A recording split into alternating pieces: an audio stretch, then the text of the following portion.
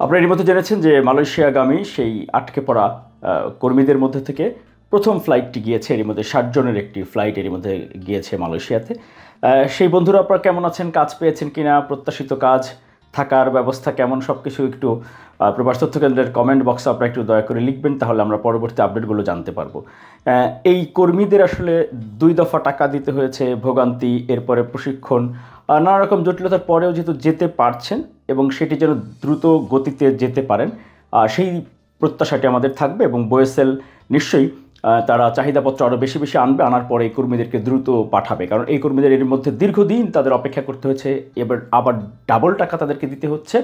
এর আগে তাদের স্বপ্নভঙ্গ হয়েছে, তাদের টাকা পয়সা গিয়েছে, পুরো ক্যারিয়ার নষ্ট করে দিচ্ছে। 6 লক্ষ টাকা দিছি স্যার, বলতেছে যে টিকিটের দাম বাড়ছে, সেই জায়গায় 1.5 লক্ষ টাকা নাকি টিকিটের দাম হয়েছে, সেই জায়গায় আমাদেরকে 40,000 টাকা বেশি নিছে স্যার। চুক্তিনামার চেয়েও 40,000 টাকা বেশি নিছে। প্রথমে চুক্তিনামা ছিল 5,60,000 টাকা স্যার, পরে আবার এই টিকিটের দাম বাড়ছে, সিন্ডিকেট হয়েছে, এই সেই বলে 6 লক্ষ টাকা নিছে স্যার। 6,30,000। এখন বোয়েসেল যেহেতু সরকারি প্রতিষ্ঠান, অবশ্যই কর্মীদের সাথে আমরা যারা এই সেক্টর নিয়ে কাজ করি তাদেরও প্রত্যাশা থাকবে যে দ্রুত সময়ের মধ্যে যেন এই বাকি কর্মীরাও যেতে পারেন। আরেকটি বিষয় হচ্ছে, মালয়েশিয়াতে কলিং ভিসা চালুর ক্ষেত্রে রিক্রুটিং এজেন্সিগুলোর জন্য কিছু শর্ত দেওয়া হয়েছে, 10 দফা। এই শর্তটি আসলে সেই আবারও ঘুরে ফিরে একই তৎপরতা, অর্থাৎ সেই যে বিতর্কিত সিন্ডিকেট, সীমিত সংখ্যক ব্যবসায়ীদেরকে সুযোগ দেয়া, এবং এবার প্রকাশ্যেই প্রবাসী কল্যাণ উপদেষ্টা বলেছিলেন যে মালয়েশিয়ার সরকার বলেছে এইভাবেই তারা করবে। তো এইভাবেই যদি করবে তাহলে এই যে লোক দেখানো বা এই যে একটি অজুহাত সুলভ যেই 10 দফা বা কয়েকটি শর্ত, এগুলো পূরণ করতে হবে। বাংলাদেশের বাস্তবতায় আর মালয়েশিয়ার বাস্তবতা একরকম তো নিশ্চয়ই না।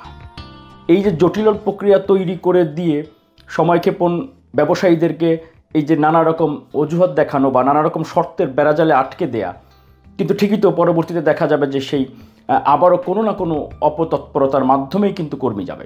এবার কর্মী বন্ধুদেরকে সতর্ক হতে হবে। আর মালয়েশিয়ার নতুন কলিং ভিসার কর্মীদের জন্য কোনো খবর নাই। আবার বলি, মালয়েশিয়াতে নতুন কলিং ভিসা চালুর বিষয়ে কর্মীদের মেডিকেল কোন রিক্রুটিং এজেন্সি পাঠাবে, কোন পদ্ধতিতে পাঠাবে, এটির কোনো প্রকার আপডেট তথ্য, অফিসিয়াল তথ্য এখন পর্যন্ত নেই।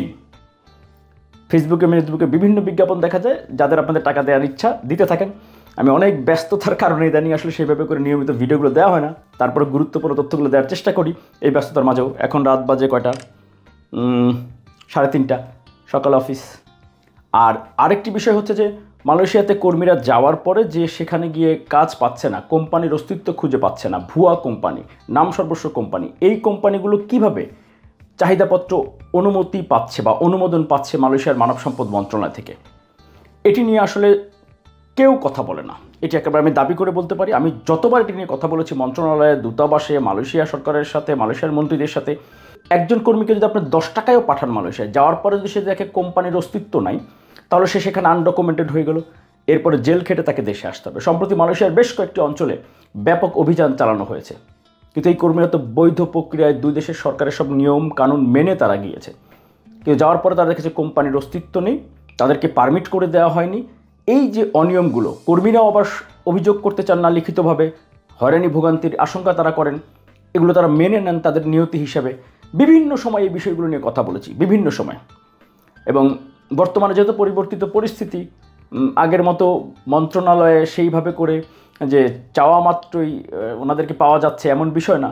সামনে হয়তো নির্বাচিত সরকার আসলে এর পরবর্তীতে বোঝা যাবে যে আসলে পরিবর্তনটি কী হয়। তবে আপনারা সতর্ক হন না, পরে বলার সময় বলতে পারেন, অভিযোগ করতে পারেন, মিরাজ ভাই আপনি তো এই আমাদের জন্য কিছুই করলেন না, আপনি কাউকে টাকা আগে দিয়ে দিবেন, দেওয়ার পরে আমি কি করব। আমার বাংলা ভিশনের এক কলিগ 12 লাখ টাকা ওনার ছেলের জন্য ইটালি যাওয়ার জন্য দিয়ে রাখছে। আমি তাকে কতবার বলছি, ভাই ইটালির নুল অবস্থা বা ফলেটার 70% হচ্ছে ভুয়া জাল কপি। এরপর আমার কথা ওনার বিশ্বাস হয়নি, ওনার কোনো আত্মীয়ের কাছে উনি দিয়ে 1.5 বছর ঘুরতেছে। এটা অস্বাভাবিক কোনো কিছু না, এটা খুব কাছের মানুষজন দেখবেন যেরকম। এই যে আমি যে নিষেধ করি, আমার এই প্রবাস তথ্য কেন্দ্রের আইডিয়াটা কিন্তু খেয়াল করেছেন নিশ্চয়ই, আজকেতে খেয়াল করবেন। উৎসাহিত করা না, সতর্ক করা, সচেতন করা, থামিয়ে দেওয়া, যে থামেন, দাঁড়ান। আপনি যখন থামাই দিবে কেউ, দাঁড়াবেন যখন, তখন আপনি চিন্তা করার সুযোগ পাবেন। আমি গতানুগতিক তথ্য দেওয়া বা সাংবাদিকতাও যেমনি করি না, আবার গতানুগতিক যে ইউটিউবার বা ফেসবুকার বা কন্টেন্ট ক্রিয়েটর সেটাও আমি হতে চাই না, সোশ্যাল মিডিয়া অ্যাক্টিভিস্ট হতে চাই না। একজনও যদি আমার কাছ থেকে উপকার পান তথ্য নিয়ে, ওইটাই আমার সার্থকতা। 1000 জন যদি আমার বিরুদ্ধেও থাকেন আমার কিছু যায় আসে না। আমি সত্যের পক্ষে, সত্য সবসময় সত্য, সত্য সবচেয়ে বেশি শক্তিশালী। তবে তারপরে প্রবাসীদের প্রতি দায়বদ্ধতা আছে আমার। আমি অনেক প্রবাসীর ভালোবাসা পেয়েছি, লাখ লাখ প্রবাসী আমাকে ভালোবাসেন। সেই ভালোবাসার প্রতিদানের জন্য যতদিন বেঁচে থাকবো, সুস্থ থাকবো, ইনশাআল্লাহ আপনাদের জন্য কাজ করে যাব। সেলুট প্রবাসী, আল্লাহ হাফেজ। আপনি কি বৈধভাবে কর্মী হিসেবে বিদেশে যেতে চান? আপনি কি রেমিটেন্স যোদ্ধা হিসেবে প্রবাস জীবনযাপন করছেন? আপনার জন্য প্রয়োজনীয় এবং জরুরি সকল তথ্য হাতের মুঠোয় পাচ্ছেন প্রবাস তথ্য কেন্দ্রে। প্রবাস তথ্য কেন্দ্র ইউটিউব চ্যানেল, এরই মধ্যে 10 লাখের বেশি সদস্যের বিশাল একটি পরিবার আমরা এখন।